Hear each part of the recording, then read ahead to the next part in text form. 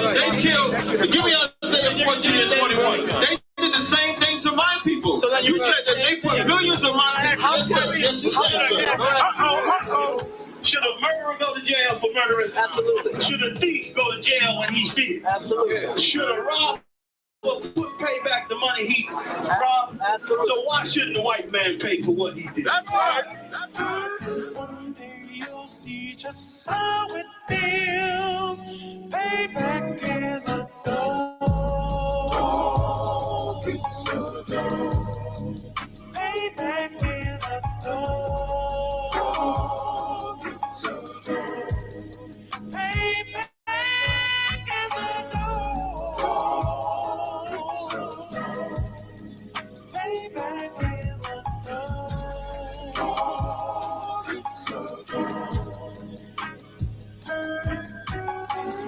I'm in a hell of a hole, was never expected to grow. Just obstacle set in the road, that a result of me selling my soul. The story I'm telling is cold, but yet it's what everyone knows. The white man's the devil is known. America was never a home, only a place of captivity, safe facility, hating, disfigure me. They claim that I'm lazy, be killing me, maybe this slavery draining my energy. 400 years and counting, the trail of my tears is countless. Main fact that I'm here is astounding, but I can't wait till this shit is surrounded. Ready to tangle my king and the angel, be ready to rap. Crack in the sky, nuclear missiles will make it official. I'm capturing every crack and surviving. Put them all in chains where they need to be, slavery for me. And let the whole world see that with them in the cages, safer in the streets. Put the dog on a leash, get resolved for the beast. 144, get the brutal show, we could all be at peace. As soon as the trumpets are sound, your kingdom we busting it down. The only way justice is found, the time for your judgment is now. You'll see just how it feels. Payback is a dog. Payback is a dog.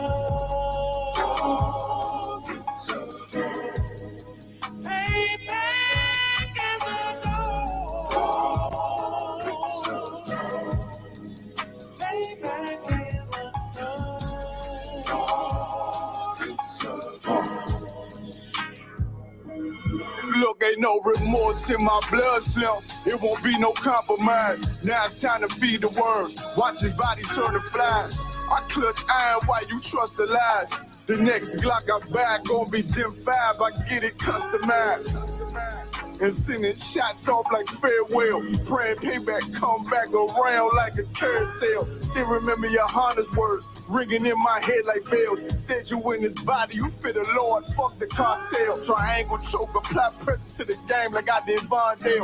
Payback's a bitch in a dress, she a bombshell. Revenge is served cold, I just hope they make an oxtail. Glock fresh out the box, I swear got that new car smell. Made myself a target in a world of mad shooters. There was design fire for our babies to pass through. In the day of our king's reign, I'll be overzealous. They bought my jealous, I bought brand new parabellums. One day you'll see just how it feels. Payback is a dog. Payback is a dog.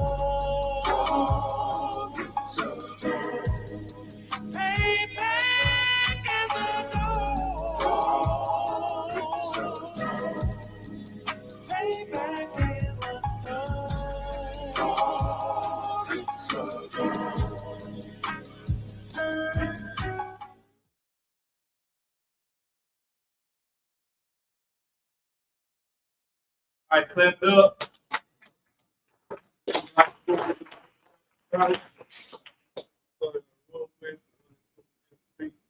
All of New York, under the Command General Hunter. Today is the Wednesday law class. Today is the Wednesday night law class. We got any questions? Raise your hand and ask a question. If you don't have a question, I want to go into something called time to fight. What is the thing that we should want the most right now? Kingdom? Yes. And what else? Yes, and when Christ return, he's going to bring us what? Yeah, bring us deliverance. But Christ's return is going to be our what? Rulership. True too. But justice. That's great. That's what we should be trying to fight for right there. We should be fighting for justice. Can you just imagine thousands of years, hundreds of years of Blacks and Hispanics being unalive and it not mean nothing to nobody? The last three candidates of reparations from the just read it.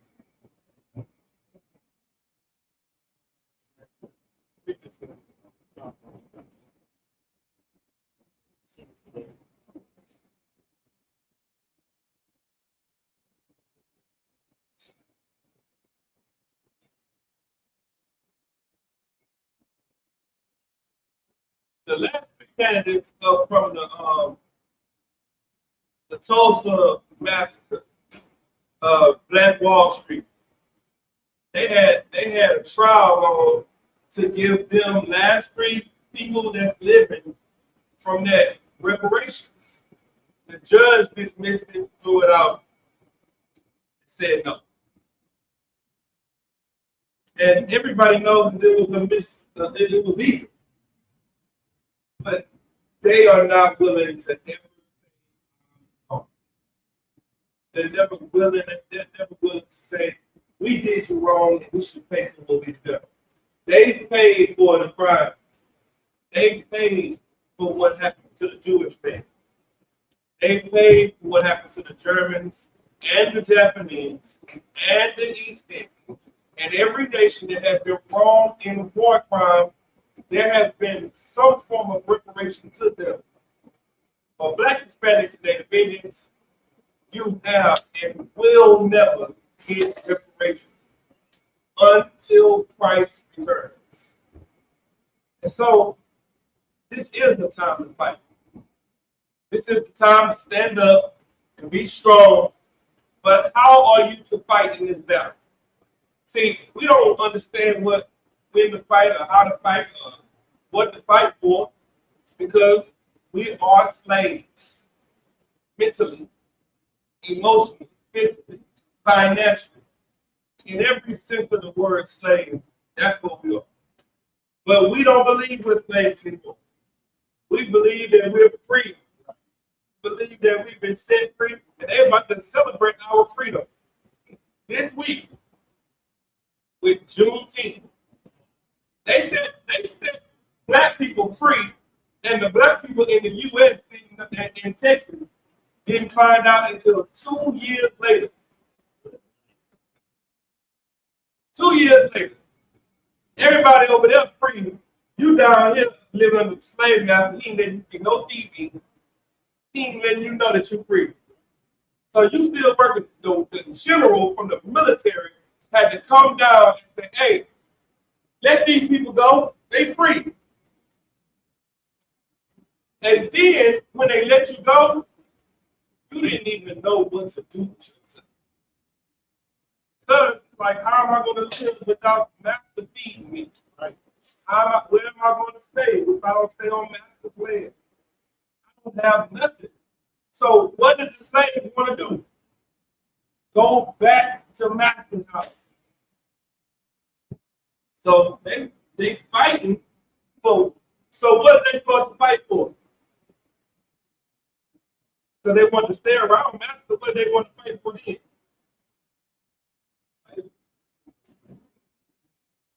Equality. We gonna work with y'all. We gonna build y'all farms. We gonna make y'all rich. Just treat us right. Just be fair to us. If y'all do something wrong, y'all go to jail the way we go to jail. Treat us with y'all justice system the same way y'all treat us in y'all justice system.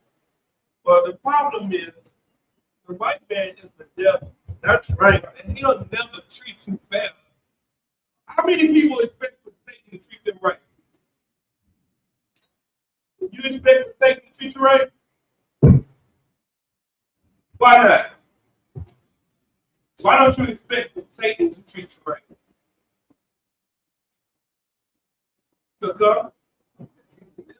Because he's the devil. Well, damn.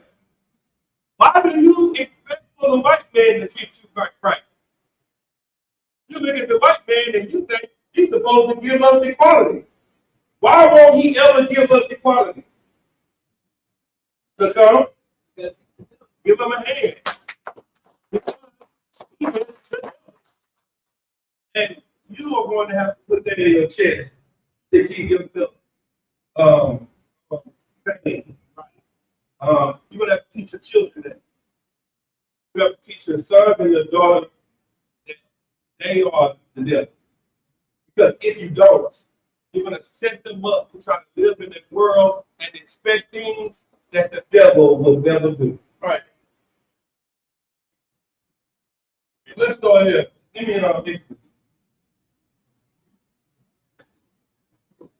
Exodus 2 and 11. What's going on with the mic, guys? Oh, no. What's going on? All right, Exodus 2 and 11.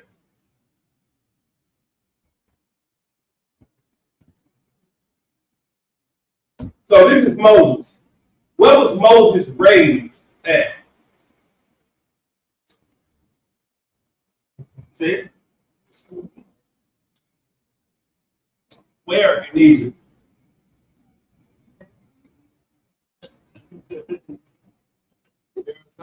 In Pharaoh's house. Moses was raised in the White House. That's right. Right? Hey, he was raised in the White House. He got the best education. He was raised under the tutelage of the best tutorers. He had the best of the best of the best. But you know what he never forgot why he was raised in the best? Who he was. That's right. And who his brothers and his sisters were. So we're going to read about an incident that happened with Moses. Read what you got. Start on one time, sir. The book of Exodus, chapter 2, verse 11. And it came to pass in those days, when Moses was grown, that he went into his brethren and looked on their burdens. See, he is raised with no burden because he was raised in Pharaoh's house. So now he goes out as a grown man and starts to have compassion for his people. He starts to see how they were being treated. He starts to see their burden. Go ahead. God on one time. And he spied an Egyptian smiting a Hebrew. And he was hiding behind the wall, and he seen an Egyptian beating up on an Israelite, on one of his brothers. Go ahead. God on one time. One of his brothers. One of his brothers. Go ahead. Verse 12. And he looked away in that way. And when he saw that there was no man, he slew the Egyptian. What did he do? Slew the Egyptian. He looked this way. He looked that way to see if anybody was looking. He popped out, killed the Egyptian. Go ahead. God on one time and hid him in the sand. And did what? Hid him in the sand. And buried him in the sand. Keep going. God on one time, sir. Verse 13. And Salakia. And when he set out the second day, behold, two men of the Hebrews strove together. Then he go out again at that day, and two Israelite brothers in the street was fighting against each other. Go ahead. God on one time. And he said unto him that did the wrong, wherefore smiteth thy fellow? He said, man, why you hit him? You the one in the wrong, bro. Why did you hit him? Keep going. God on one time, sir. Verse 14. And he said, who may be a prince and a judge over us? Thank you. Who put you over us? Ain't nobody to tell us what to do. You ain't no better than us. Keep going. God on one time. intendest thou to kill me as thou killedest the Egyptian? He said what? Intendest thou to kill me as thou killedest the Egyptian? What is he saying? Like what? He said, so what you gonna do? You gonna kill me like you killed old boy the other day? You coming out here acting like you better than me, but you killed somebody yesterday. Keep going. Yeah, Moses feared and said, surely this thing is done. He was like, oh shoot, everybody knows about this. Now, Moses did what he did for his people, right? And his people didn't see the good in it, right? See, you go to camp all the time, you teach, and you say the white man is the devil, and who gets the most angry at you? Right? Your own people. Right. Your own people. We go out there and get booth kisses. Why? To show our people the power of the Lord, to make the lords of this earth, the white man, bow before the slaves, us, black and Hispanic, and kiss our booth. And then your brothers say, oh, y'all ain't no better than me. Y'all come from the streets like me. Who made you Lord over us? You was just living the same life that I did. You know what this is letting you know? That you can't make someone accept you fighting for them. Sometimes you join a fight that you shouldn't even involve yourself in. Because you think you should because it's your brother. Sometimes your brother should fight his own battle. Right? Why? Because when you try to help him, he ain't gonna do nothing but say, I didn't need your help anyway. Ain't nobody asked you to do this time for me. Ain't nobody said you can take this charge for me. You did it on your own. Ain't nobody, oh, no, well, that's you. That's your fault.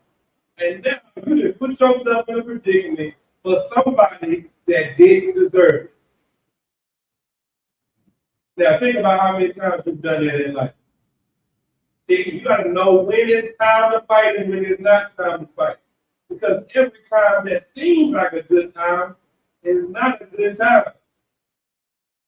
That's a different fight that you have to fight there. First and foremost, Moses acted out of emotions. Moses got emotional. Moses wasn't prepared for the fight. So that's why when he acted the way he acted, he got afraid because he didn't do it in the right spirit. He did it out of pure rage and emotion. So that wasn't a time for him to do that. And that happens to us a lot of times. We get so full of rage and emotion. And as soon as you do it, bang, you hit them, you knock them out, and then they stop responding. And then they start going to a seizure. Then you say, oh shit, hold up. Wait a minute, get up, fool. Hey, no, get up now. I was just playing. The demon of anger jumped right off of you, and now you are conscious of what you just did. That rage is gone. Now you have to deal with the consequences. Women do that all the time in arguments. I don't care if your mama, your greasy grandmother, football pants, and you this and that, and you broke, and you ugly, you stanky, and I can't stand you, and you ain't nothing, and this and that. Then they say, no, I didn't mean that. I was just mad. No. What is this, man? You've been waiting to say that since you met me. Now you done messed up because you chose emotion over being sensible. And what we want to have to do in this time, because we want justice and we want judgment to be rained down on them, we're going to have to be well prepared and planned in our actions. And what actions do we have to be prepared in? In what actions?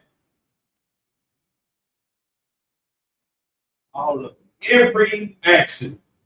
How hard is it to get in trouble? To get in trouble. How easy, how hard is it to get out of it? Very. Years worth. You be fighting the case for 10 years. Just to get probation for 10 years. You do a 20-year sentence out of the free world. Mentally, you in jail. You can't do nothing because if you mess up one more time, you out of there. Because of one idiotic, emotional thing that you've done. So there is a time that you can go in, and there's a time that you better not. So what we're going to do is show you how and when to do it. Read the next verse real quick. Verse 15. Now when Pharaoh heard this thing, he sought to slay Moses. But Moses fled from the face of Pharaoh and dwelt in the land of Midian. And he sat down by a well. What did Moses have to do to save his life? On the run. He had to run. He had to hide. He had to leave everybody. And he had to start over. But guess what? You deserve death right now. You deserve punishment right now. And the Lord is looking for you. The Lord is looking to punish you for the crimes that you committed against him. So what are you doing right now in the school? You hiding. You running and hiding, and you becoming somebody different. You got a new thing, you got a new identity, you got a new hairstyle, you got a new dress code. You are on the run right now from the Lord and his punishment. What you doing? You got you got warrants for the Lord. Blue warrants. They got the bounty hunters out looking for you. The angels are looking for you. But you look different. You eat different. You talk different. You don't do the things that the person they're looking for do. And that's when you better live at. You better live in this new person. Because if you start to look familiar to the angels again, they're going to collect on their bounty. So what you better do, you better bridle your tongue, you better watch your mouth. You better watch what you do and what you say. Because if you don't, they're going to be like, there you go, right there. I got that afro going to cover them up. I got that beard. That's him right there. That's the whole is there. What's going to happen? Go ahead. Is there a question?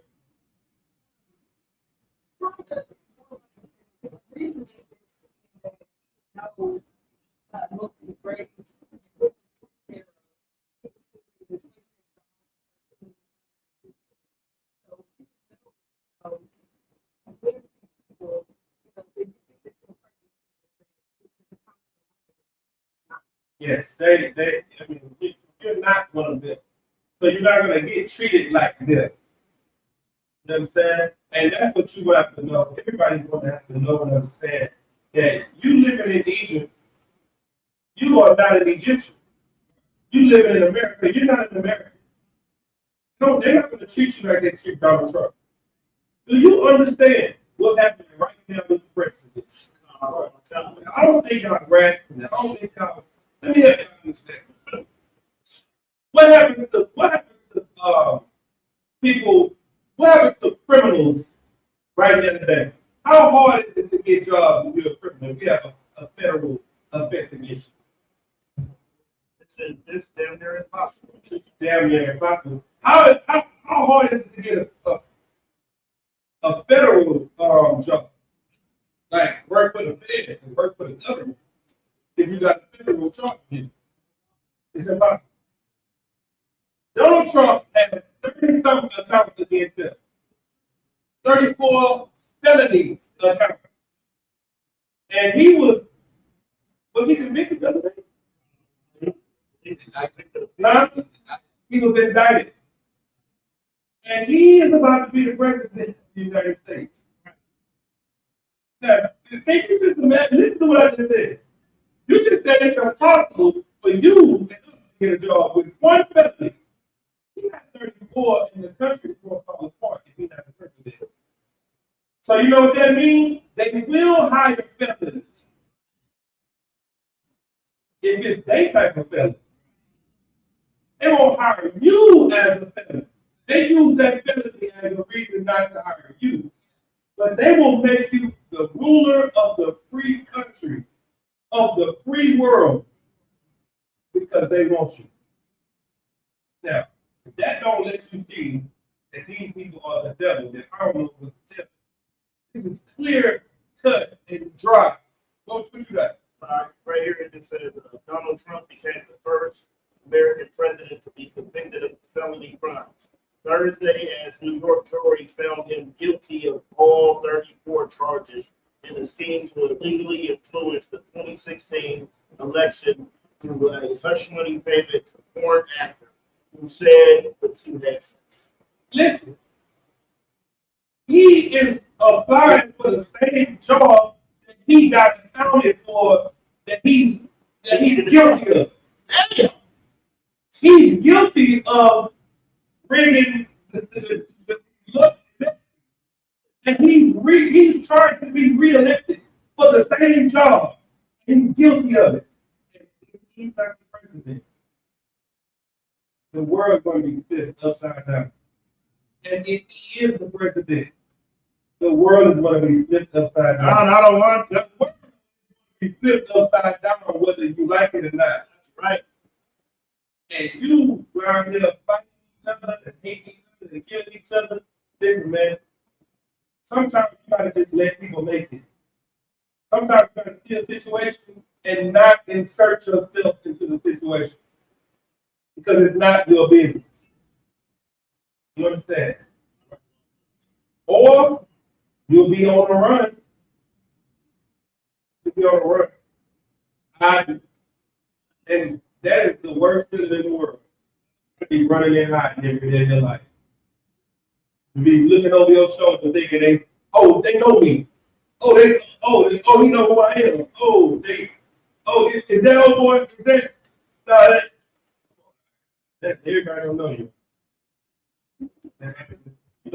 They looking at you because you looking at them.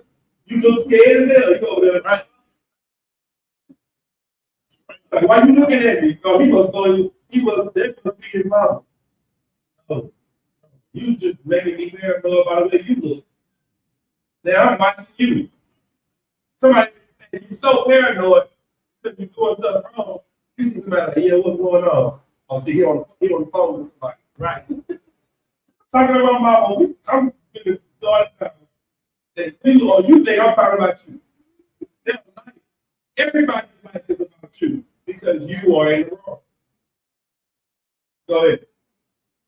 Like being in the world, doing all the worldly things, I come to realize that because every time you go, you went to that Christian church, the pastor was talking about people, we all doing the same damn thing. That's how he able to pinpoint your lifestyle because everybody is living the same lifestyle. That's why you come up in here and you say stuff you think somebody telling your business. Because everybody's living the same life. Now let's go to 1 Samuel 17.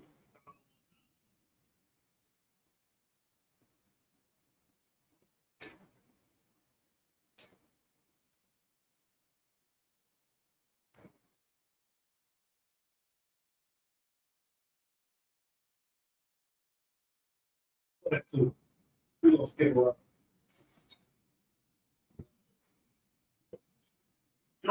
Right, this 1 Samuel chapter 17, verse 2.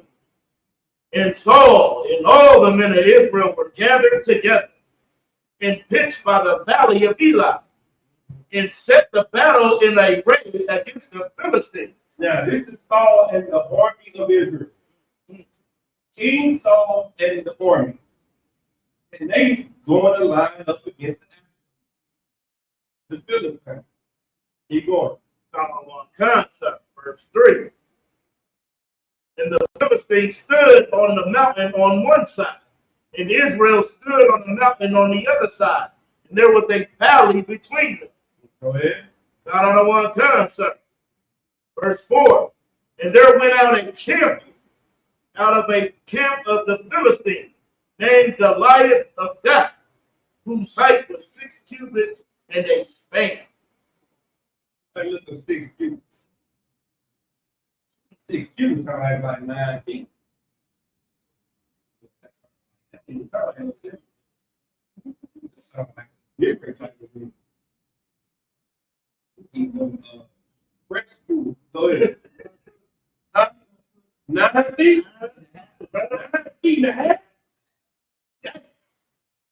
A 9-foot Hamite that's standing in the middle of the valley talking cash money taking over for the 99 in the 2000. Right. He's talking big, big noise. Keep going. Verse 5. He got big army. He got big brass on, big sword, big helmet. He's making him look like a big strong warrior. Drop that first thing.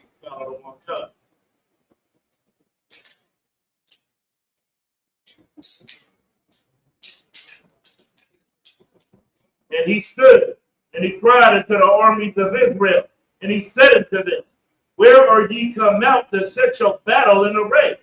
Am I not a Philistine? And ye servants to Saul? Choose you a man for you, and let him come down to me. What is he doing? See? Yeah, but he's doing something way different for a man. He calling out who? Anybody in the nation. Hey, man, come on now. He's calling out an army of niggas. He calling out LeBron James. He calling out, like Ray. What? Give me some big niggas. Who? Ray Lewis. He calling out Muhammad Ali. He calling out Mike Tyson. Ray Lewis. Tookie Williams. Tookie. He calling out everybody. That's in the order. Yeah. He calling out big wigs, big guns. And everybody in the nation is scared. Now come on. Everybody is scared. This is the army. He's talking to the king and the army. He's talking to the regular niggas. He ain't just talking to those schoolboys. He's talking to the warriors of Israel. Yeah, your brother. Keep going. What do you say next? Verse 9. If he be able to fight with me and kill me, then will we be your servants. If I prevail against him and kill him, then shall ye be our servants and serve us. This fight is for slavery. If you beat me, then my family and my nation will be slaves to you. But if I beat you, then y'all are slaves. And this is a hell of a fight right here. This ain't a one-on-one, this just don't go on video.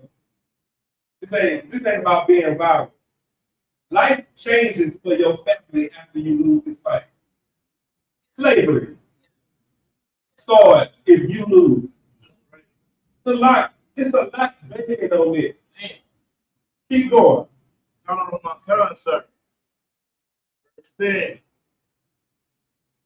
And the Philistine said, I defy the armies of Israel this day. Give me a man that we may fight together. He said, man, I'm disrespecting y'all today. I ain't scared of y'all. Give me somebody to fight today. Right now. He basically said, help the armies of Israel. I defy. That's help y'all. Send somebody out here. Keep going. Verse 11. When Saul and all of Israel heard those words of the Philistines, they were dismayed and greatly afraid. They were what? Dismayed and greatly afraid. Now, come on now. We heard this word from this big ugly African that got scared. Read the next one. Verse 12.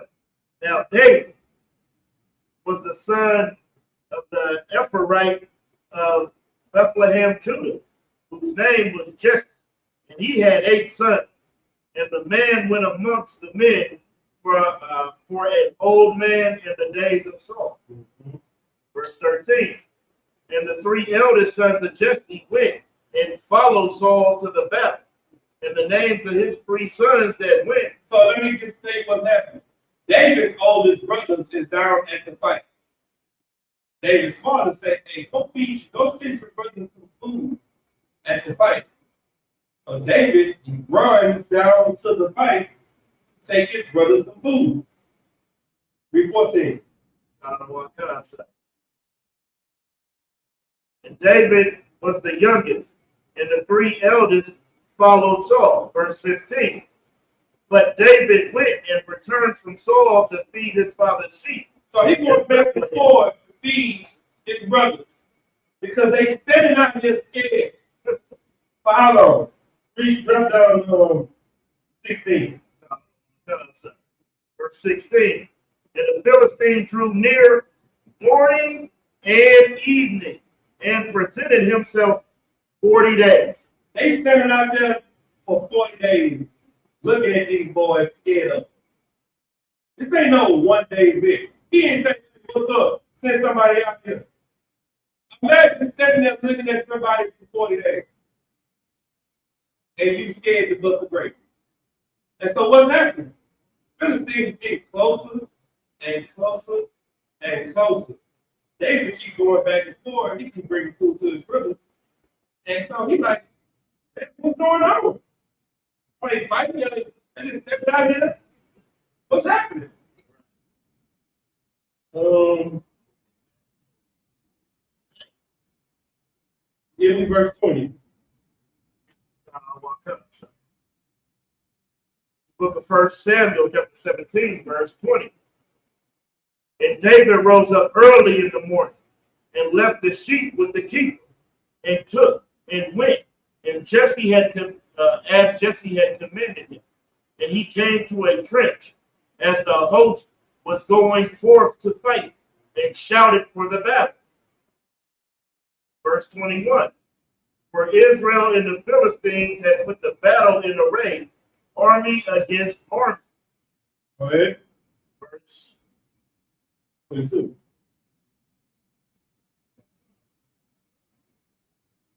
Verse 22.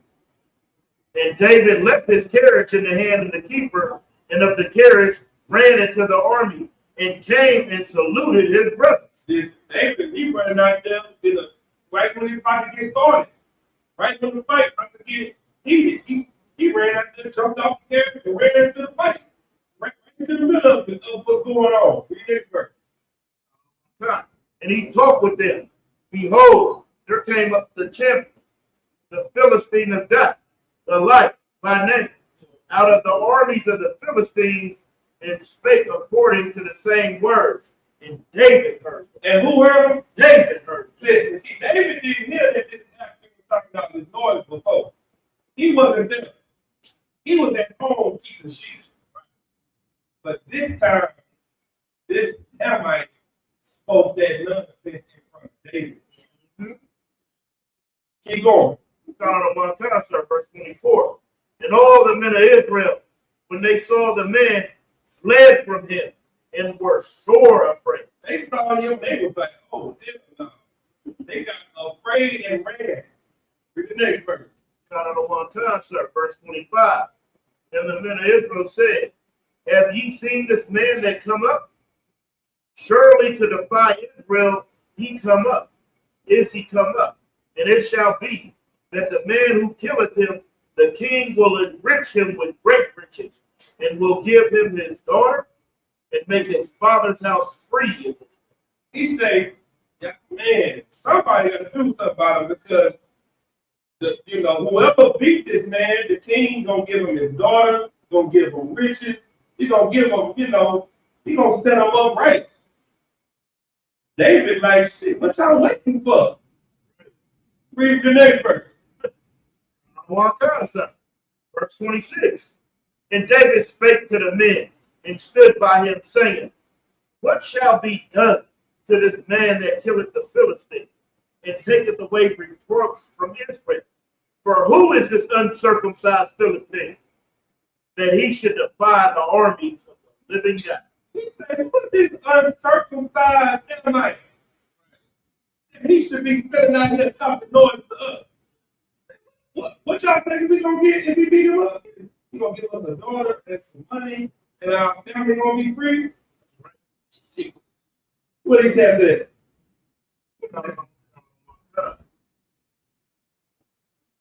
And the people answered him after this manner, saying, so shall it be done to the man that killeth him. Go ahead. Here we go.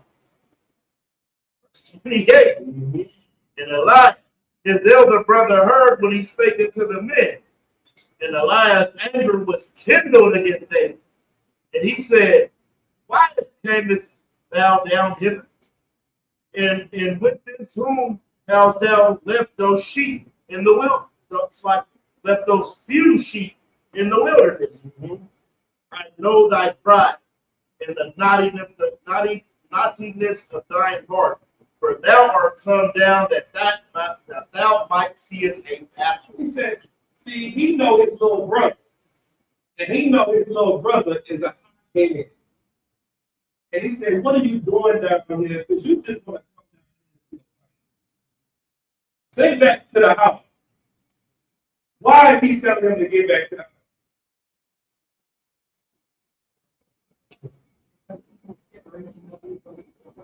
Because he's scared.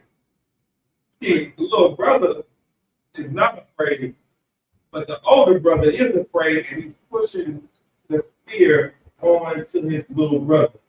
And you do that a lot of times with the white man. That's right. You push your fear of the oppressor onto your children. Your children are not afraid. Your children are not afraid to sit down for the national anthem. They're not afraid to not stand up for the Pledge of Allegiance. But you are. You're afraid for them. You so worried about what the oppressors want to do to them, your child don't care about them. Your child doesn't have that fear. You keep pushing the fear on, you keep pushing your fear onto your children, and that's why your children start to believe and live like you. And that's what we can't do in this time. Right now, you're going to have to, if you want to be free, you have to have courage. You cannot be afraid of the outcome. You're going to have to make sure that the decision that you're making is not emotional. Who is David's confidence in? Go ahead, Zachary. The Most High. That's right. That's what this is about. This ain't about pride or arrogance or him being hot-headed. He knows that he's an Israelite. He is of God's chosen people. And this man is a filthy, uncircumcised heathen. And the Lord said, we're going to defeat them in every battle. He trusts in the Most High's word, not in his height or his ability or the military might. You are afraid of the oppressor because of their height, their ability, and their military might. Their power to fire you, their power to make life harder on you. But you're not paying attention to what God said. And so now your kids are afraid. Everybody's afraid because they don't know God's word. And you do know God's word, but you don't listen to it. You don't adhere to it. Go ahead. So, like, right, so it says, I know that pride that not in this of the heart, that thou art come, that thou might see us in battle.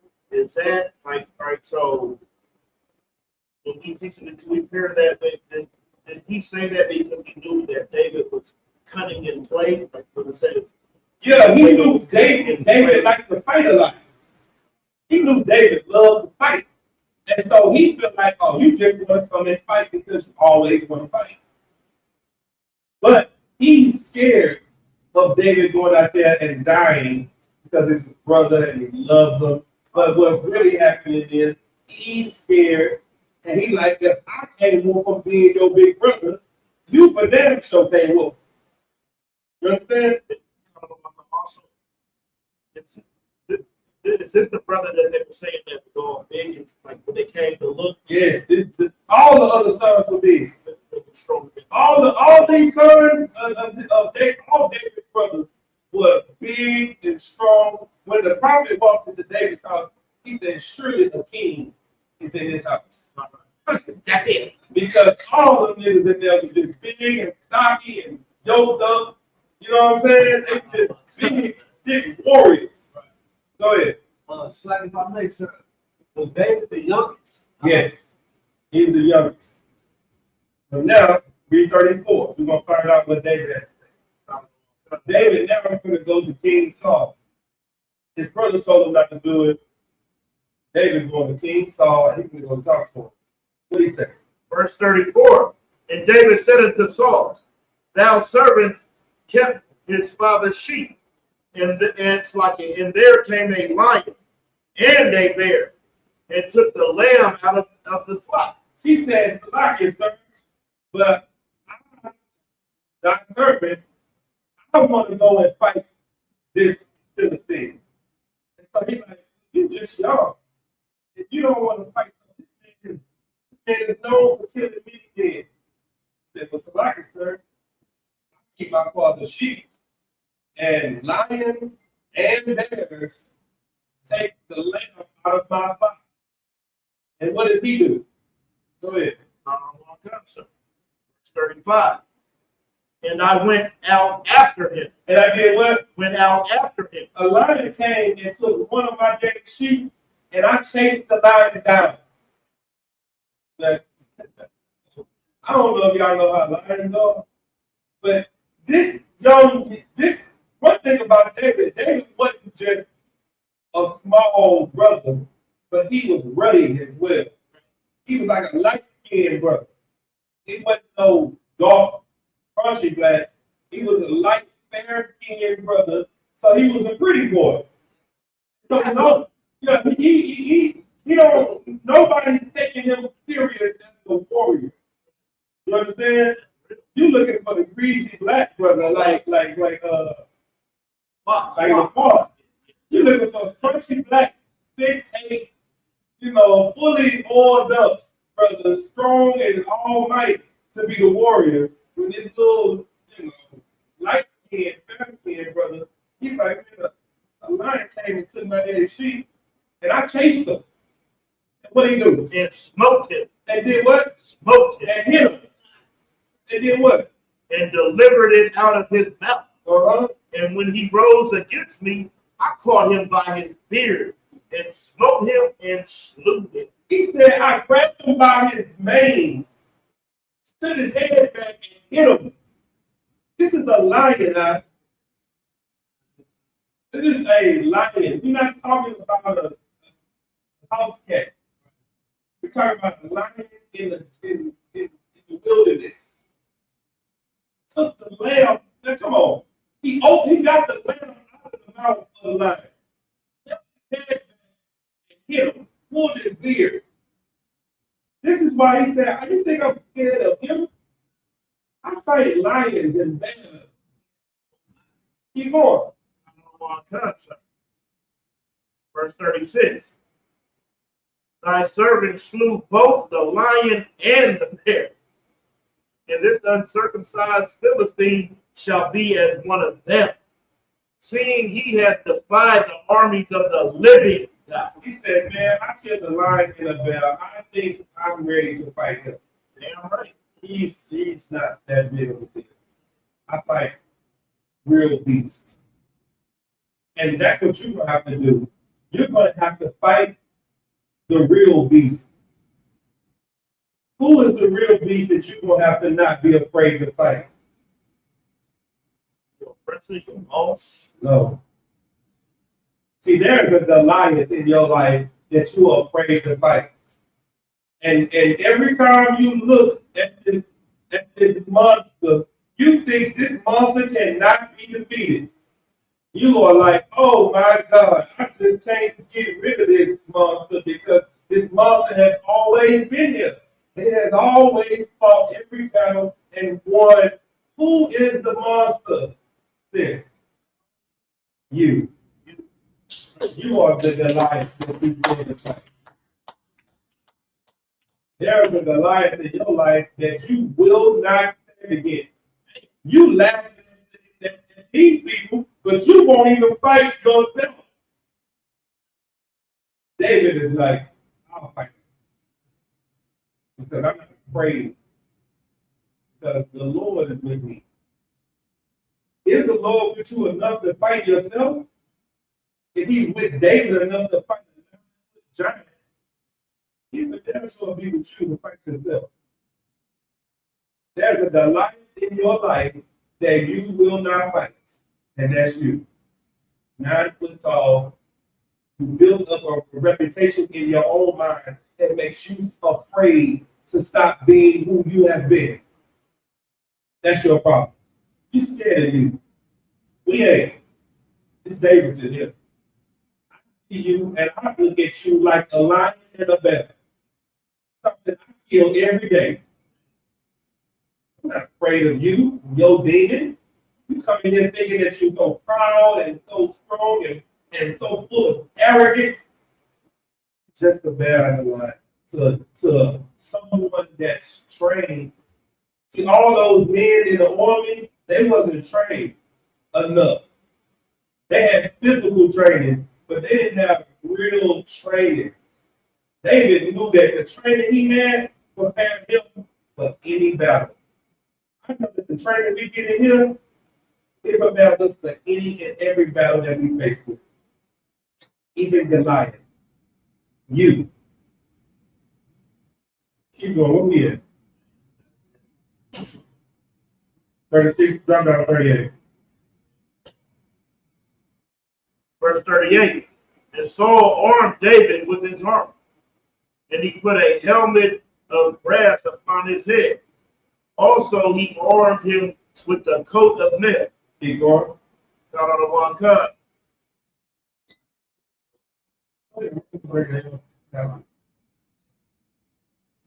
Verse 39. And David girded his sword upon his arm, and he essayed to go, for he had not proved it. And David said unto Saul, I cannot go with these, for I have not proved it. You know what David said? I appreciate you, King, for giving me this great big armor. I see you got the king's armor, the king's shield, the king's sword, the king's helmet, the king's all that. I appreciate it, but I ain't never used this before. Everybody's trying to fight a fight for their life with tools they've never used. You never applied any change to your life. So you think dipping yourself in the water is going to change you? You think the prayer cloth, the holy water that they splashed on you and they hit you with the prayer cloth, you think that's going to change you? I have never seen the prayer cloth change nobody. Prayer cloth? Is that what's wrong with society? Ain't enough prayer cloths out? Ain't enough water sprinkling? That's the problem. There needs to be more water. What they say, rain down on me. There's enough water coming out of the church. They should get everybody in the church, turn the sprinklers on, and listen to music and sing, and then the hood will be a better place. You ain't proved the tools that you're trying to use to change your life. Right? Ain't nobody came out the church better from water and from cloths and from anointings. You know what does work? Fixing yourself, self-evaluating, changing your life, becoming someone different. That works. And that has been proven. That's a tool that you can use. Because that's the tool that the Lord gave us. Keep going. Concert. And David put them off him. Verse 40. And he took his staff in his hand and chose him 5 smooth stones out of the brook And he put them in the shepherd's bag which he had, even in a scrip. And his sling was in his hand, and he drew near to the Philistine. Keep going.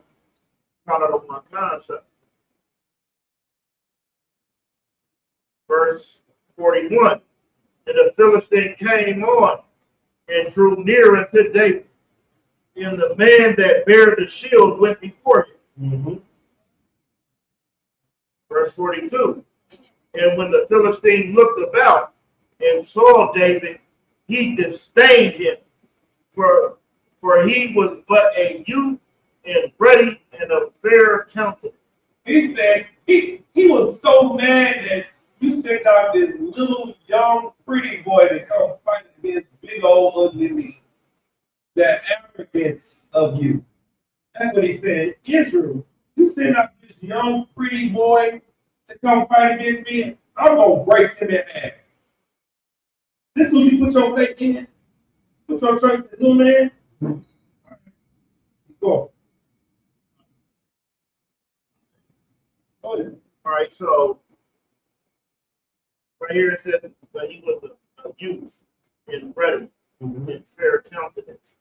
So every time, like I'm seeing these movies with King David, because it says ruddy and fair countenance, they wouldn't make him like white and red. No. Why do they associate ruddy with red? Because red is like, okay, what do we call Will Smith? Red bone. Red bone. What do you call Holly Berry? No, what's the other? Yellow bone. Yellow. Yellow. That's is she yellow? Is Will Smith red? That's how we talk. Red is red because he's light skinned. Because David was actually dark skinned like his brother. Right? No, David was light skinned. Light skinned. He was fair countenance. He was a pretty boy.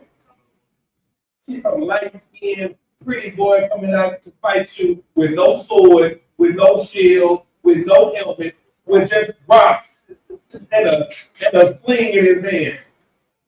And he just standing there looking at you, you like, what? Yeah, playing with me, bro. I see the kid out here fight me. My God, sir. Verse 43. And the Philistine said unto David, Am I a dog that thou comest with me, that thou comest to me with staves? And the Philistine cursed David by his gods. Verse 44. And the Philistine said unto David, Come to me, and I will give thy flesh unto the fowls of the air, and to the beasts of the field. 49. I don't know what time, sir. Verse 49. And David put his hand in his bag, and he took thence a stone and slang it, and smote the Philistine's forehead, that the stone sunk into his forehead and fell upon his face. Go ahead. I do have a question before this. So, like, it's here somewhere. So, is this before he's telling him, like you're David is a youth, and I'm like, I've been fighting, I've been doing this since I was a youth, and y'all were sending the youth. This, Yeah, that's what he said. He said, I've been doing this since I was a kid, and you sending this kid out here to fight me. Yeah. Verse 50. So David prevailed over the Philistine with a sling and with a stone. How many stones? A stone. See, you think it's going to take a long time to change you. You think you're going to have to use all 5 stones in your bag. All it's going to take is one, what? All it's going to take is 1 stone. Because you're not that strong. You that demon that's on you is not as strong as you think he is. You're going to have to realize that he's not. You give him power and you think that he's strong. He's not. He's actually weak. The demon you come in here with is a wolf demon. Like a little shrimp demon. You know, it ain't no massive demon. You think You think you're just so wise and strong and powerful. You're really not. You're really just weak. And we just look at you, we laugh at you, because you stretch yourself out over nothing. You are not that big of a deal. You're not a hard fight to fight. The lion, all they took was one stone. And then after he busted him upside the head one time, what did he do? And smote the Philistine and slew him. But there was no sword in the hand of David. Keep going. Verse 51. Therefore David ran and stood upon the Philistine and took his sword and drew it out of the sheath thereof and slew him and cut off his head therewith. And when the Philistines saw their champion was dead, they fled. They did what? They fled. Let me tell you something. If you don't change your life, the thing that you ran from is going to be the thing that kills you. The thing that ran you into the truth, that made you say, you know what, I think it's time to change my life. That's going to be the thing that takes you out. That's what's going to happen to you. What you should do is realize that you're just weak and feeble, and you just need a little help. Because this is when you get help. The fight that you need to fight is you. That's what fight you need to fight. You so focused on the white man and oppression and I can't stand it. You need to look in the mirror more than you look into society. Because looking in the mirror, what does that mirror say out there in front? This is your biggest fight. The biggest fight that you have to face. That's what it says over that mirror. The biggest fight you'll have to face is you. It's not the oppressor. It's not the system. It's you in your own mind, in your own head, convincing yourself that the life you live ain't that bad. Smoke a little weed, but I mean, come on, that little weed ain't that bad. You know, it's medicine. Something, you know, what they be saying? They be saying that alcohol works for me. I'm not talking about today. Alcohol is the real killer.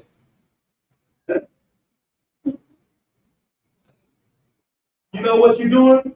You are listening to the demon in your head. And you're making weed a real demon. But it's not that big of a deal. Because when you die, when you go stand before the Lord, none of these things that are important to you now will be important to you then. Man. That's how you know it ain't that big of a deal. You stand before the Lord and say, what? Lord, what's that be? I mean, you know, you understand. What he gonna do? That really is serious. You think he gonna say that? I gave my son life for you so that you can smoke weed. That's what he gonna say. If you don't believe that, then get off the. Or just die. Just die and have to tell you to your face. That's what you want. I don't want that. So what am I going to do? I'm going to come to class every day. And I'm going to fight the way that I need to fight. The way that the Lord tells me to fight. Because give me jump. 18. Okay.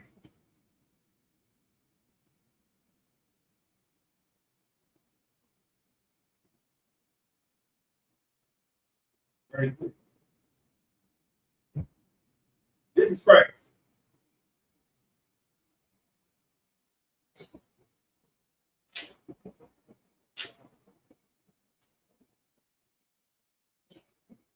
The book of John, chapter 18, verse 33. Then Pilate entered into the judgment hall and called Jesus and said unto him, Art thou the King of Jews?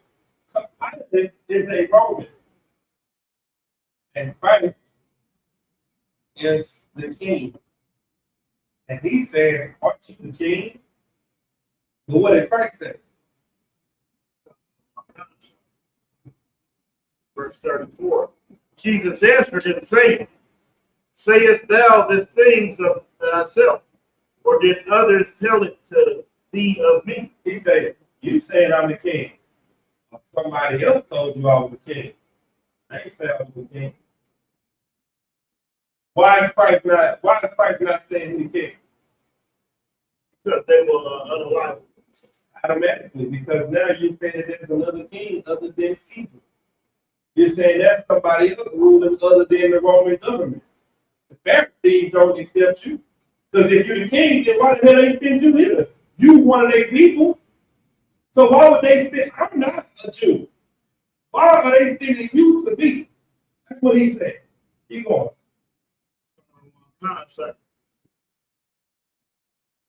Verse 35.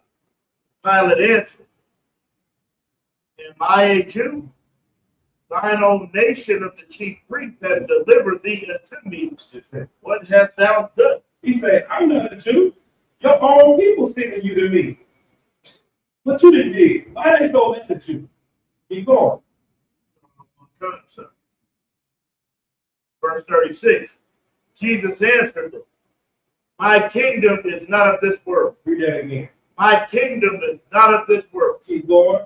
If my kingdom were of this world, then would my servant fight?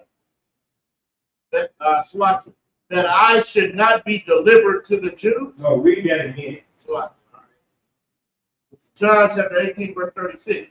Jesus answered, my kingdom is not of this world. If my kingdom were of this world, then would my servants fight? That I should not be delivered to the Jews?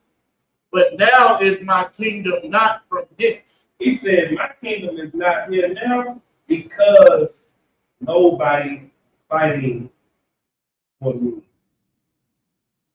Man.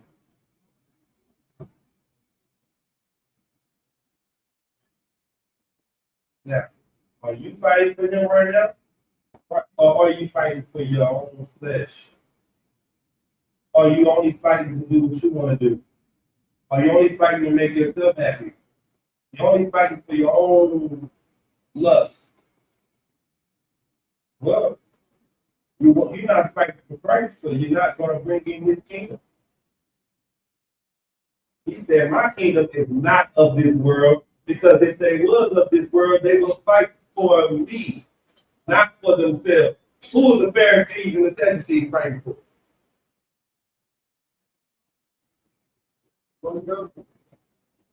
And who else? Themselves. So that they would lose their seats in the Roman government, under the Roman government.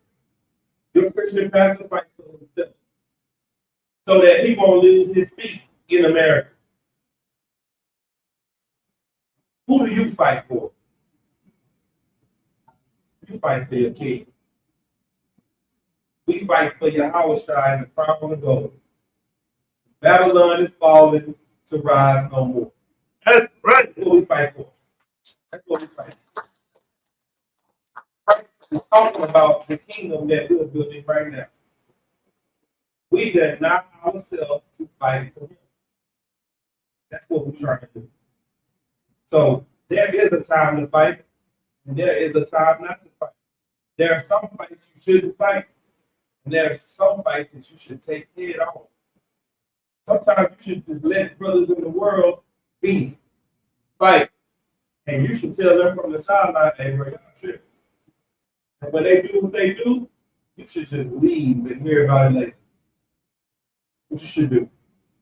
Because you shouldn't get involved in the Lord's judgments. That's what you're going to have to understand. The Lord is doing this. The Lord is moving these pieces. And your job now, coming to the truth, is to fight for something else other than you. Something else other than your emotional attachment to certain things. It's a hard fight. That's a hard thing to do, to step away from certain things. It's hard because the brother or sister in you wants to be there for them. Sometimes you have to let them learn the hard way. Because you are going to put yourself in a predicament that you were never supposed to be in the first place. Keep going.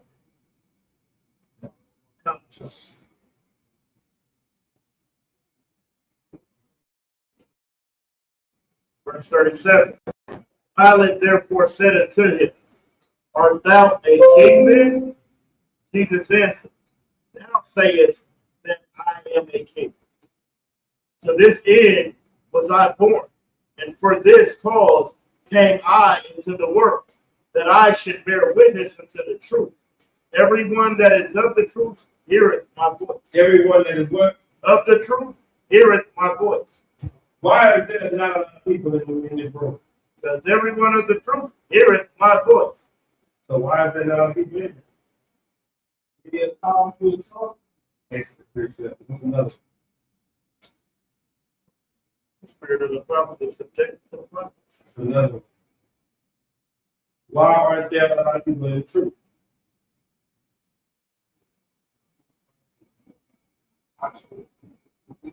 Excellent, precept. I chose you. You did not choose me. What's another one? If they were of us, they'd still be living with us.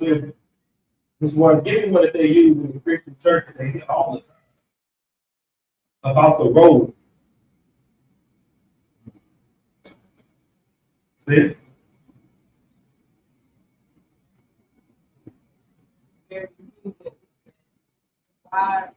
you go. Wide is the way that leadeth to destruction, and narrow is the way to righteousness. Few there are that find it. Go ahead. Mm-hmm. That's a good one too. You see how the Lord is making it clear that everybody's not gonna be up in there with you. Hold on, go ahead. What's that? The Michael said that. Go ahead.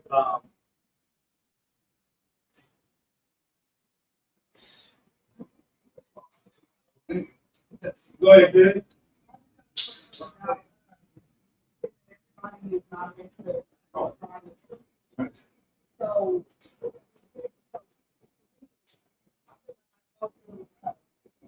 a lot of trying to convince like our people for sure to find people and honest.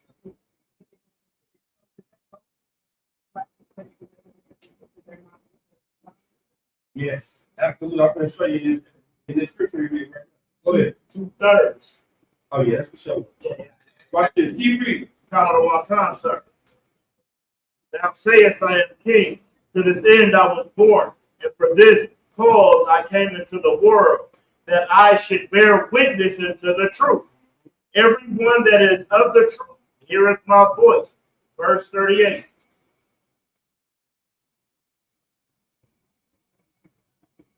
Pilate said unto him, What is truth? And when he said this, he went out against unto the Jews, and said unto them, I find in him no fault at all. Keep going. Count of one concept. Hold on. Go to the next chapter. 19.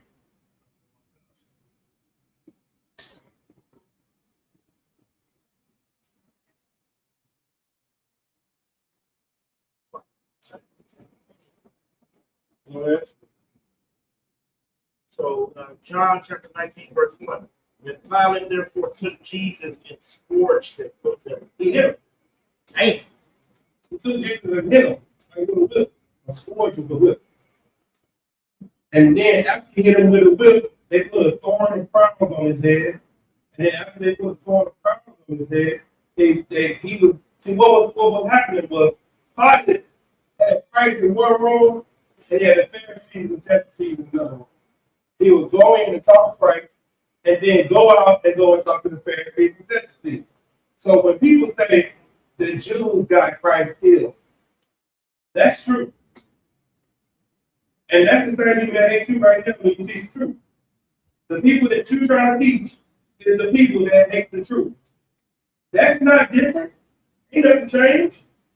It's the same people with the same spirit, with the same nature. And then when you start to tell them about Jesus being black and all that, the first person they bring up is who? Well, what about who? What about the white man? What about everybody else?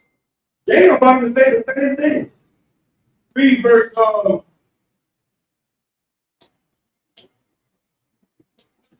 10.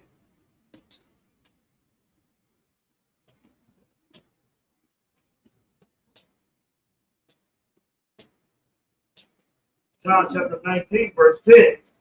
Then says Pilate unto him, Speakest thou not unto me? Knowest not that I have power to crucify thee? Christ, Pilate came to the room and asked Pilate. Pilate came into the room and asked Christ a question. Christ didn't answer the question. So Pilate is saying, you're not going to answer me? Don't you know I have power to free you or crucify you? Keep going. What did Christ say? And have the power to release thee. Verse 11.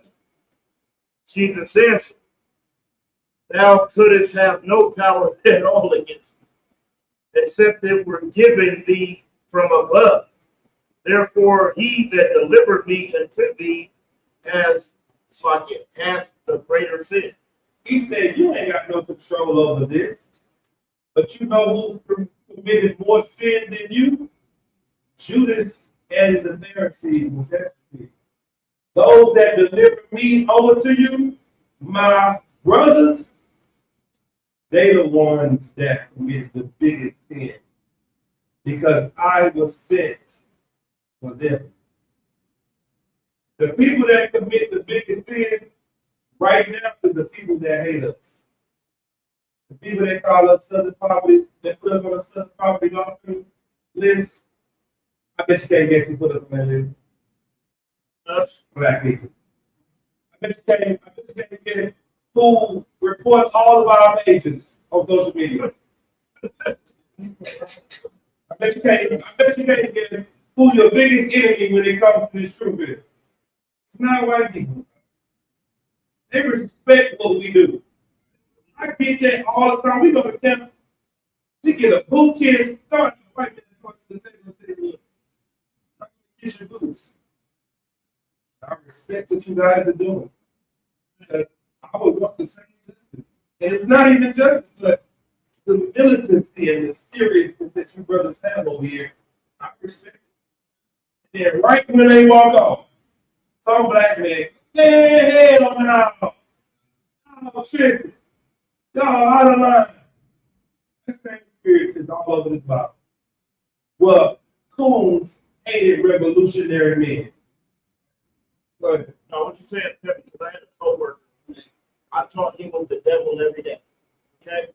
When he got let go from the job, we had him and we had me, one West. And you know who he broke? You know who he broke to me? He said, man, I always respect you and everything that you said. You always kept it real. He respected me. They don't respect him. They don't. They respect the person who's going to stand up and say, you are the devil. Yeah. I can trust somebody that tells me the truth in my face. A white man can even the devil respects the truth. Next one. Common law concept, verse 12. And from thenceforth, Pilate sought to release him. But the Jews cried out, saying, if thou let this man go, thou art not Caesar's friend. Whosoever maketh himself a king speaketh against Caesar. He said, if you let him go, we telling the king on you. We report you to your authorities. That's what happens when like, you gotta understand this is happening today. Anytime a white man joins us and stands on our side, they start to tell the white man that he's evil. Right. Go ahead, sis. No, not Caesar Moshe. No, this is Caesar, I think Augustus. Because it was Julius Caesar. Augustus Caesar. It was the 12 feathers of bronze. If you look it up, Augustus was the longest ruling Caesar. Caesar is a title.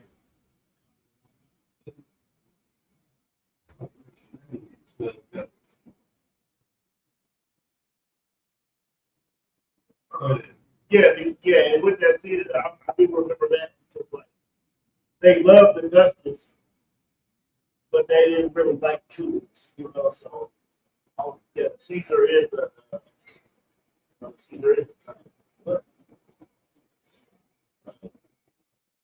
Go ahead. Somebody got their hand up. Go ahead.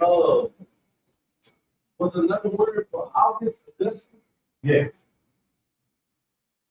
What is called the 12 seasons? That's what it's called. Was that one of the months that was added?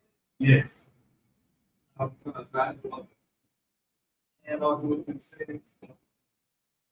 So July for Julius Caesar and August for Augustus. Yeah. Oh, yeah. People think they're cancers. Yeah. You didn't even exist, but now you're a cancer. I understand. No time. Okay, the first season is Julius, the second one is Augustus. Then it's Tiberius, and then Claudia, Caligula, Claudius, Nero, that's what we get upside down. All this is history in the Bible. And it's you read the book of Ezra. It talks about in one of Ezra's visions, it talks about the 12 feathers. And the 12 feathers that Ezra saw is the 12 Caesars. And the bird is the eagle of the Greco-Roman Empire, which was the eagle that was taken over at that time. Because you got to remember Daniel's vision. All of it ties together. The Bible is so true and accurate, and it's insanely accurate. That's right. And that's what you should do. What you should do is focus on learning your family history and fighting against the prophecies to come. We know how the story going to end. How is the story going to end? That's it. Sis? We know that, then why do you live like Esau's going to lose that? If you know that this place is falling, what did Russia just say the other day about the U.S.?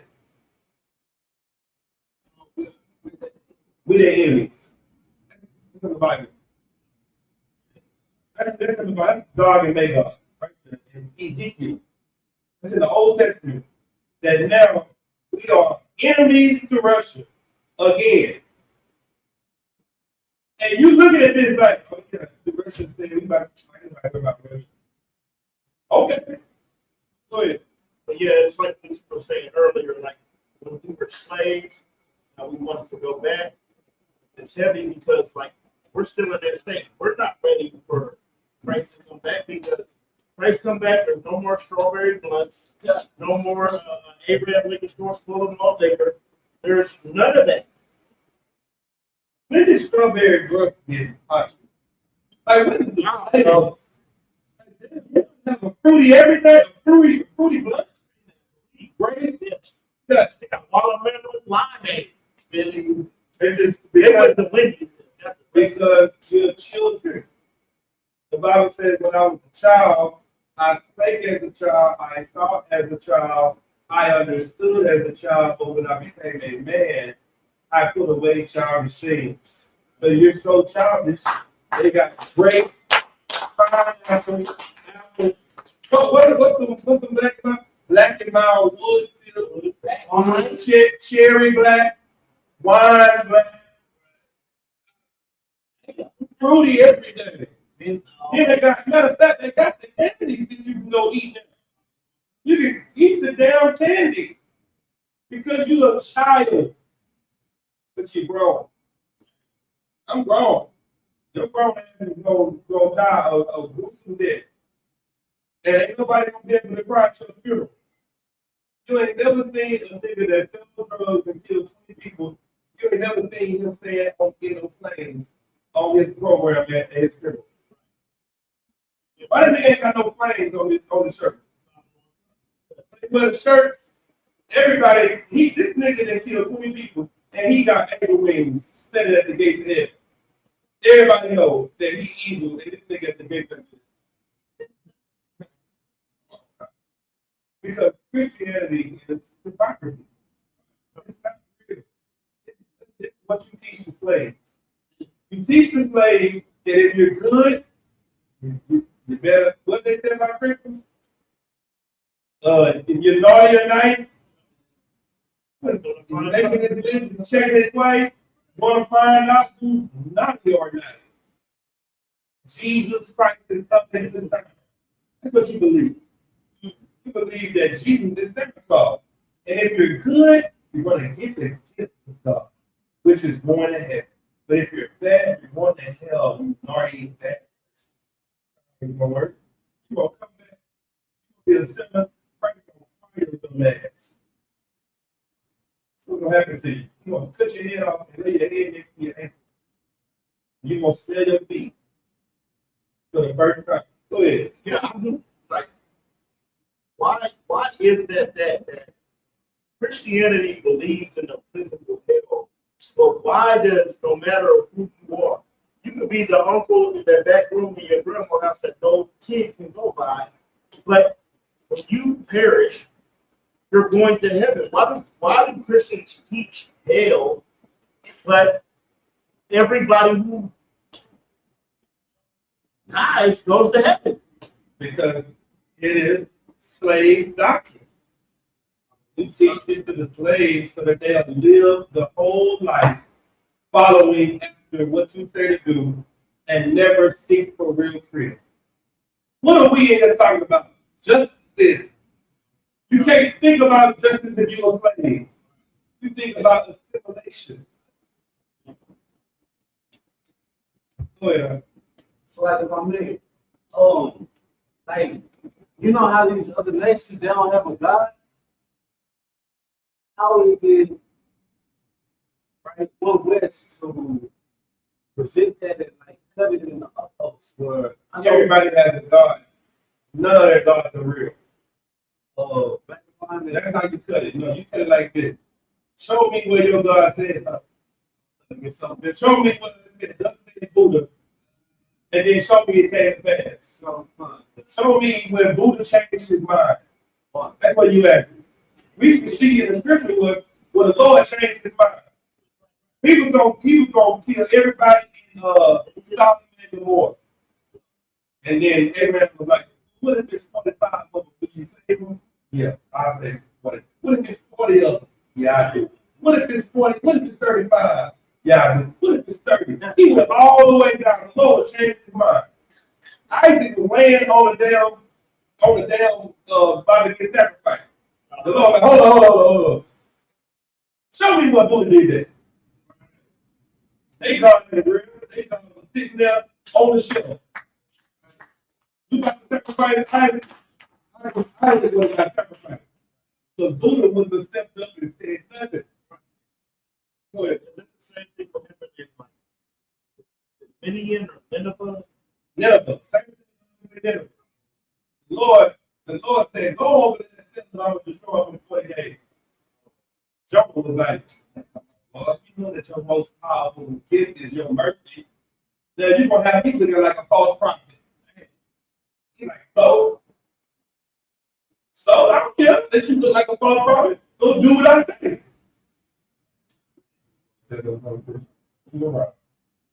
But I swallowed up by a fish.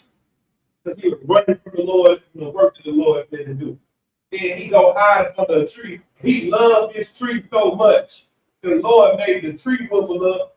And he said, what happened to my tree? This tree covered me from the sun. The Lord said, you can't hold on the tree than you do my people. Damn. So I can't speak. this job that we do is not it's not popular. It's actually a very hard popular and very not popular. Let's say hard. This job is very hard to do, but somebody got to do it. And what is the job that we do? We are establishing a nation. You ever heard of the 13 original colonies? How was that started? Started war. A few people standing together with one idea to make one idea come to pass. It was just 13 original colonies. And now they have the United States of America, which started from nothing. They were just trying to get away from being taxed. No taxation without representation. Now look what they got from that. Well, guess what you're doing? The same thing. You are just a few brothers and sisters that come in here that said the white man is the devil. And it's spread all over the earth to where now there are offspring, there are fake branches of what we do for real. That's how much it is crazy.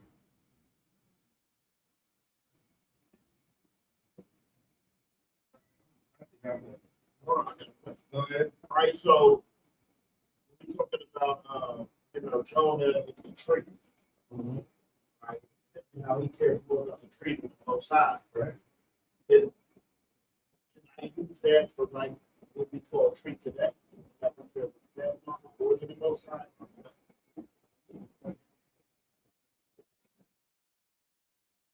I ask. All right, talk about this. I see exactly. I see the correlation. But I see. Any questions in the room? So what were we talking about today? Fighting. Fight.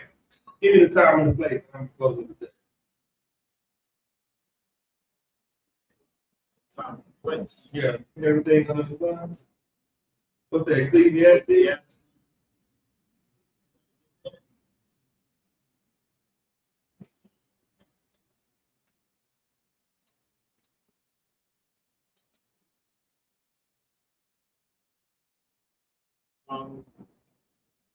Start from 1.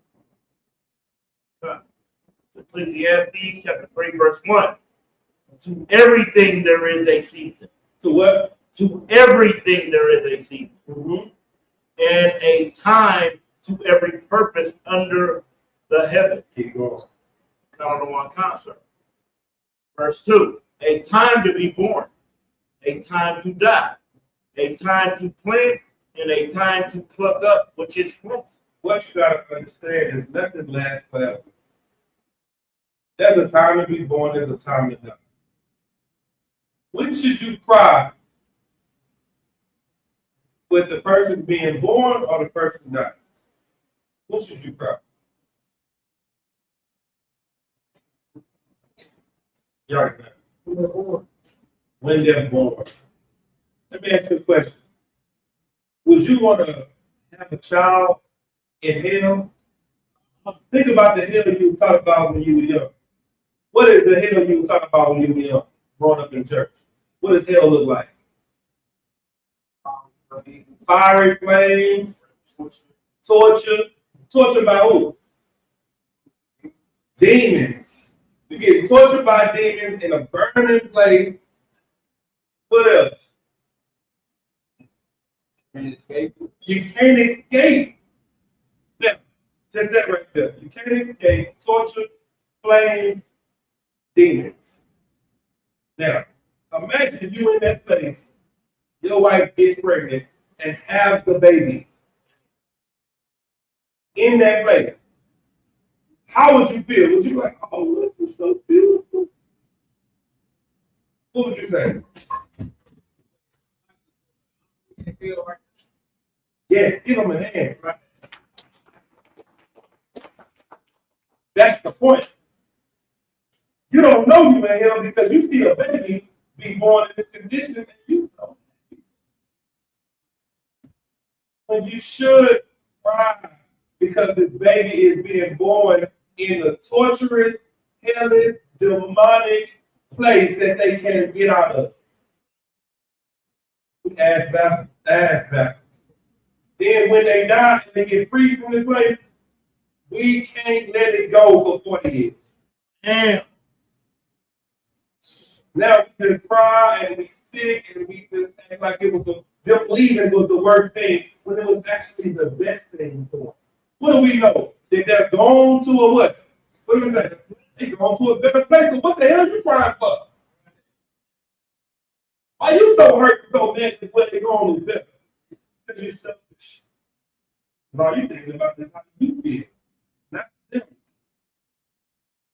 When someone dies, they're not thinking about you anymore.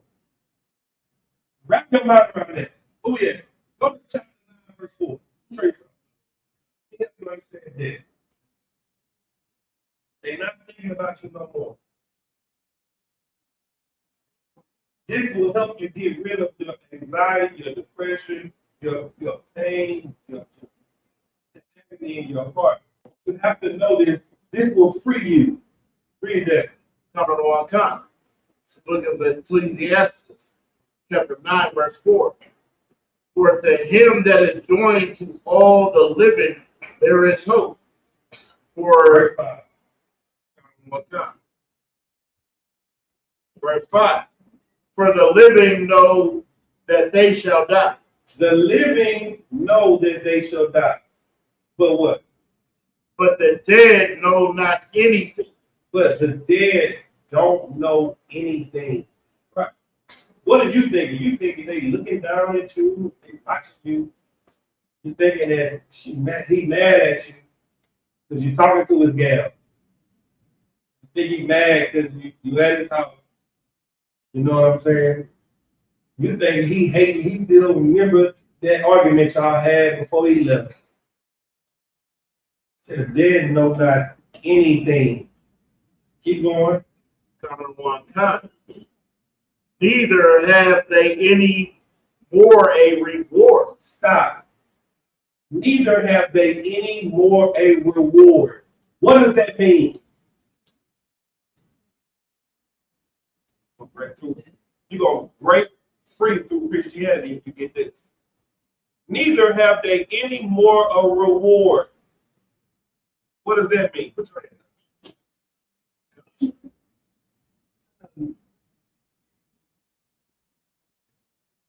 You don't.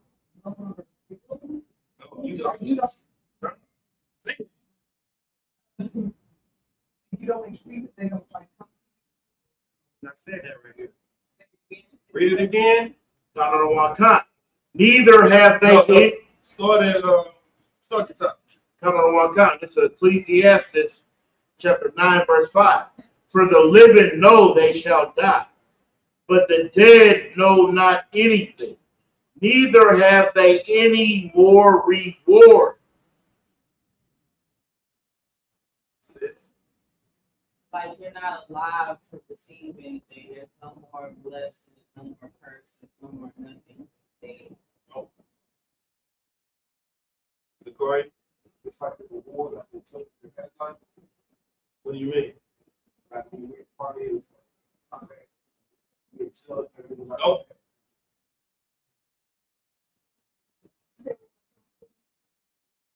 Yakwa? They're not going to heaven. They're not getting rewarded. Give them a hand. They know not anything, neither have they any more reward. They don't get rewarded when they die. You think when you die, you go to heaven and get a reward and get your wings. You don't get them when you die. You don't rule when you die. You rule when you live. You have been tricked into waiting to die to finally get rest. You're going to get rest on earth. That's what Christ died for. Christ didn't die for you to have to die to go to heaven. You got to die. No. You are going to die in this body spiritually and become alive in this body spiritually. They don't have a reward. Keep going. God on one construct. For the memory of them is forgotten. What's forgotten? The memory of them is forgotten. Keep going. God on one construct. Verse 6. Also their love and their hatred and their envy is now perished. What's gone? Their love, their hatred, their envy is now perished. They not looking down at you mad about that argument they had. They hatred that they had, they don't have it anymore. The people that they love, that miss them, they don't miss them anymore. Because they have moved on from this assignment to a new one. It's about to say it right here. Keep going. Neither have they any more a portion forever in anything that is done under the sun. They're not looking down and watching the family. They're not looking down and remembering the good times and smiling down at you. So what is the Lord telling you to do? Read. Verse 7. Go thy way, eat thy bread with joy, and drink thy wine with a merry heart. For God now accepted thy works. What you do now is love them, miss them, and move on with your life. There is a time and a place for everything. When someone dies, that's their time to die. You have to let them go. And you mourn them and you cry over them, and then you let them go and you go your way and move on with your life. Because you still have to live. That's what the Bible is telling you. We get so consumed and we start to fight a fight that we don't have to fight. The fight of depression and anxiety when it was their time. Who made it their time? You? Was it the car accident that made it happen? Was it the illness? What was it that took them? It was the Lord. The Lord used the car accident. The Lord used the illness. The Lord used the incident where someone shot them. The Lord used that. That's a hard pill to swallow. It's not easy to know that the Lord does all things, good and bad. Go ahead, sis. Why is it so hard for people to believe that? Because they don't believe in God. The only thing we believe is that God is what? How many times is he good? And all the time, God is good. That's all you know about God. And anything that's not good is not God. So when something bad happens, it's not God. Is he the middle high? Damn. Is he the low high? What is it? Most High. The most high. That means there's nobody contending against him. Ain't nobody fighting against the Lord. If he's the most high position in heaven or earth or under the earth, he in a class of his own. So when things happen, it's him. Go ahead, sis. So would it be safe to say that, like, we all work for the Most High? Everybody, good and bad. Everybody. He in control. He sits on the throne and he has 24 elders and he has his council. And he's like, so what are we going to do about her? How are we going to kill her?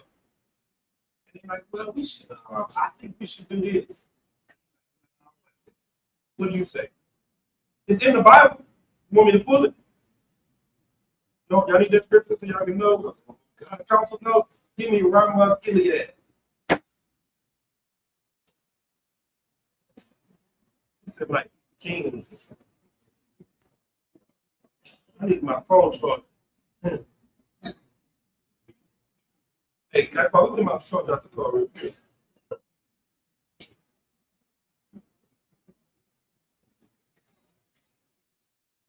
on down. First Kings.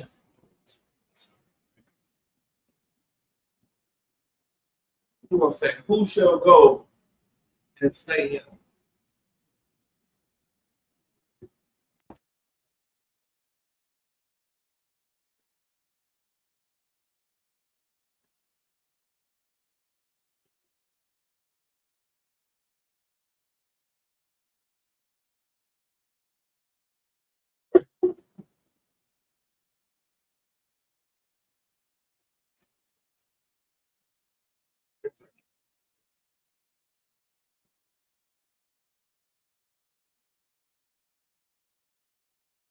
Who shall go and slay him and ram up Gilead? What's that?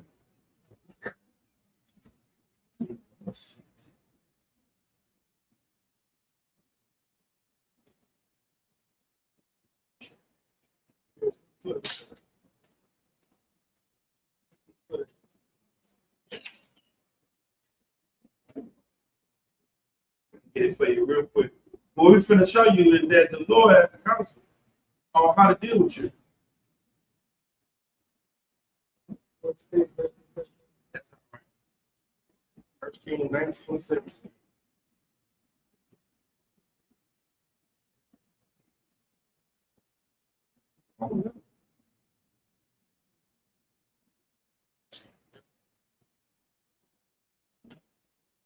This is the book of First Kings. No. See?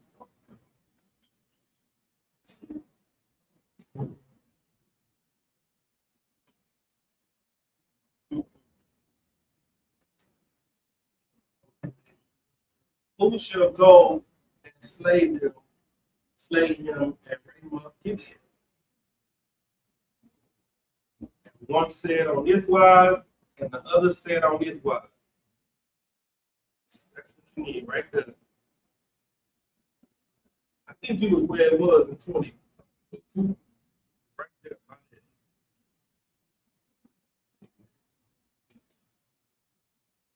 Yeah. That's it right there. 22 and 20.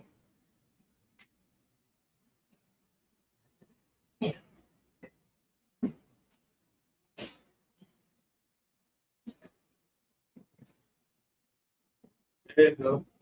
The book of First Kings, chapter 19, verse 20. And the Lord said, who shall pursue Ahab? Who shall persuade Ahab that he may go up and fall at Ramoth Gilead? Mm-hmm. And one said on this manner, and another said on this manner. So he said, the Lord was like, who is going to go and persuade him to die? And one spirit said, we should do it like this. And the other spirit said, we should do it like this. Read the next one. Verse 21. And there came forth a spirit and stood before the Lord and said, I will persuade. He said, what? I will persuade him. What did this spirit? What was his suggestion? Go ahead. Not on one time. Verse 22. And the Lord said unto him, wherewith? The Lord said, how? How you going to do it? Go ahead. Not on one concert. And he said, I will go forth, and I will be a lying spirit in the mouth of all his prophets. In the what? A lying spirit in the mouth of all his prophets. So this king listens to his prophets. He said, I know what to do. I would go and be a lying spirit in the mouth of all his prophets, of all the people he listens to. Go ahead. Not on one concert. And he said, thou shalt persuade him and prevail also. Go forth and do so. The Lord said, that's going to work. Approved. That happens in your life. I'm sick of him. What should we do? And we just going to send him to a drug deal. He going to go to the drug deal. They're going to blast his ass. Approved. Because I'm sick of him with these drugs. Oh, what should I do for her? But she always want to listen to her lying ass friends. I'm going to be a lying spirit in the mouth of her friends and they gonna get her to go and sleep with another man, and he gonna give her AIDS. Approved. Because she wouldn't have to worry about it if she stayed with him. That's how the Lord just speaks to the council. And the council just tells them, you know what I think we should do to kill him. The Lord is like, excellent. I like it. Next, what we gonna do about him? That's it. That's it. That's what he do all day. Every one of us. Why? Because he's the judge. He's giving out judgment. You're going to stop playing with him. And you're going to understand that he's in control. Because there's a time and a place for everything that is done under the sun. That's right. It's time to love. He didn't even get that in verse 1. Let me at you. Right, just give me to love and hate. Should be verse 2. Ecclesiastes. Go ahead, Demar. It's like about me. So like when Most High allowed Satan to tempt Job, would that be still on how he was gonna kill Job? No, he did that on some stunt. On stand on business. He did that. He put Job through that fire to show Satan and the angels and everybody else that I got solid niggas down there. He was like, Satan, where you been? Satan was like, I've been working. Going up and down in the earth, working. Satan, we ain't tried Job. Like, oh Lord, you got him head around, you got him safe and all protected. I can't do nothing here. He said, touch everything but his life. Like, if you let me touch everything but his life, I'll make him curse you to he'll curse you to your face. He said, well, do it then. And Job lost his family, his house, his land, his livestock, and got sick. And his wife was like, why don't you just curse God and die? His friends was like, you must be doing something wrong. So I didn't do it. It must be me. Because I didn't do it. It ain't the Lord. The Lord was like, see, I told you that nigga was something. And he gave back everything he had tenfold. Go ahead. So we can say Job was. Satan was. He was firm, standing on his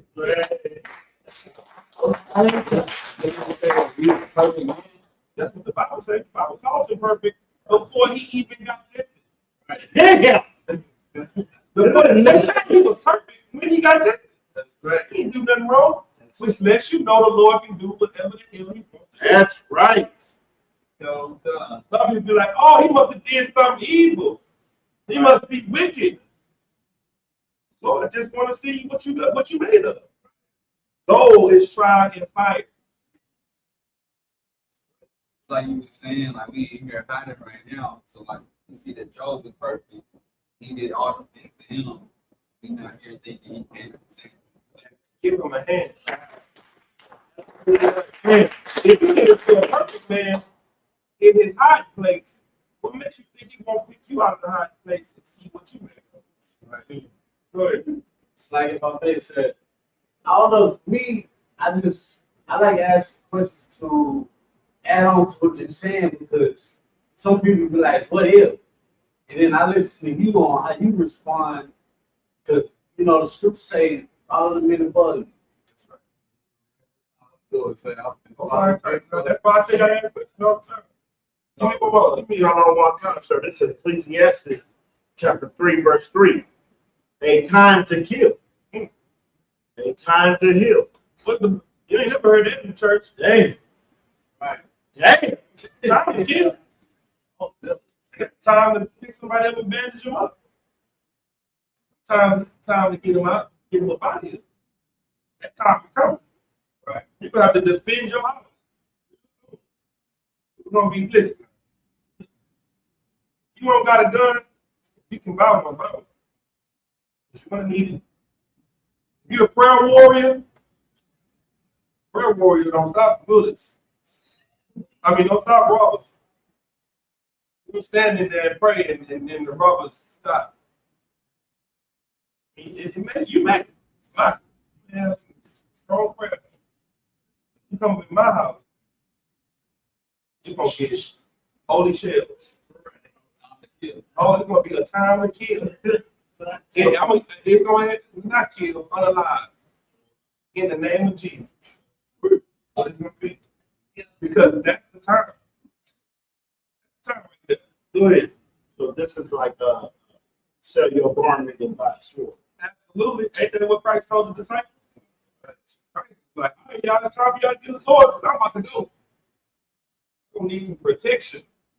I've been protecting y'all since I've been here. I'm not gonna be here no more. Go get a sword. It's time to kill and it's time to heal and it's a time to what? A time to break down and a time to build up. This time is the time for this place to break down. All right. The military is breaking down. The government is breaking down. The infrastructure. I'm proving it to you. How many people getting laid off around you? Man. Everybody getting laid off. Right? Everybody. Because this place is breaking down. But guess who's hiring? ISUPK. This ISUPK. We hiring. Why? Because Christ said, what? The workers are plentiful. No. Yeah, the workers are plentiful, but the laborers are few. It's not enough people that want to do this work. But you do want to go work in Walmart. You do want to go work in the warehouse. You do want to put work in somewhere else, but not for the Lord's kingdom. Damn. You're a busybody when it comes to working for yourself. Right. But when it comes to working for the Lord, it's time to fast. Okay. No problem. Well, it's the time to break down. It's time to build up. Go ahead. Number 1 concept, verse 4. A time to weep, a time to laugh, a time to mourn, and a time to dance. Number 1 concept, verse 5. A time to cast away stones, a time to gather stones together, a time to embrace, and a time to refrain from embracing. You don't never hear about the time to refrain from embracing. Sometimes you don't give a person a hug because they need to feel alone, and sometimes they do certain things. They need to self-reflect. Sometimes you don't pat somebody on their back that's been did something wrong against you. Sometimes it's a time not to embrace. Go ahead. You won't love and hate. Skip up. Yeah, skip to Ecclesiastes chapter 3, verse 8. A time to love, a time to hate, a time for war, and a time for peace. That's where we at right now. We in all those times. It's time for us to love each other, hate our enemy. It's time for us to go to war with these demons and everything that's stopping us from being righteous. And it's time for us to get a place of peace in our mind. And the first thing you're going to have to do is forgive yourself. The person that needs the most forgiveness is you. You have beat yourself up for so long over your past. You can't forgive yourself for what you've done in the past. And you don't forgive others for what they've done in the past. You have to fight that one first. Because if you don't, you're not going to be able to do the first one, which is a time to love. You gotta love. You're giving your hate to the wrong people. I'm done. Any questions?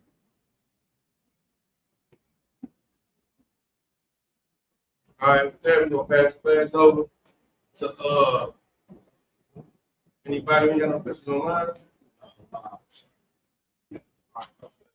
Class over to officers of authority. Give them a hand.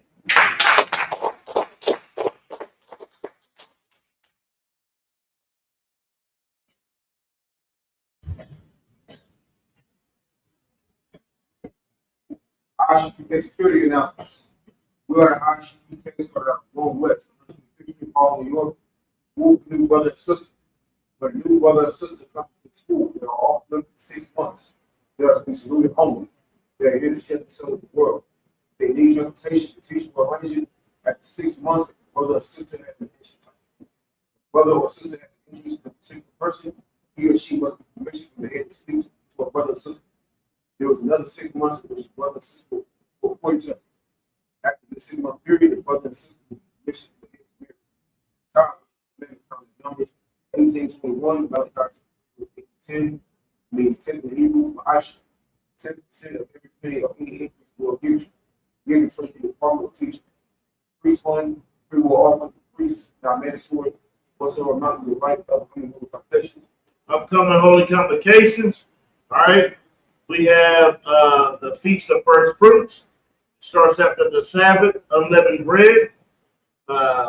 Sundown, Sunday, April 28th, 2024. Count 50 days. Celebrate the 50th day, Monday, June 17th, 2024. Start before sundown. Find us in Leviticus chapter 23, verses 10 through 22. If anyone wants to be a trooper in school, start wearing all black, blue shirt, pants, headband, scarf. With that, Imagine, which means to stand, we're going to give a courtesy salute to the brothers, men of Israel, Imagine Shabbat, Imagine Barak, Yadin Batah, Saw. We're going to turn face the sisters of men of Israel, or sisters of Imagine, which means to stand. Give a courtesy salute to the sisters, men of Israel, Imagine Shabbat, Imagine Barak. Yahweh Shabbat Olam Shabbat. Yadin Batah, glad this mix.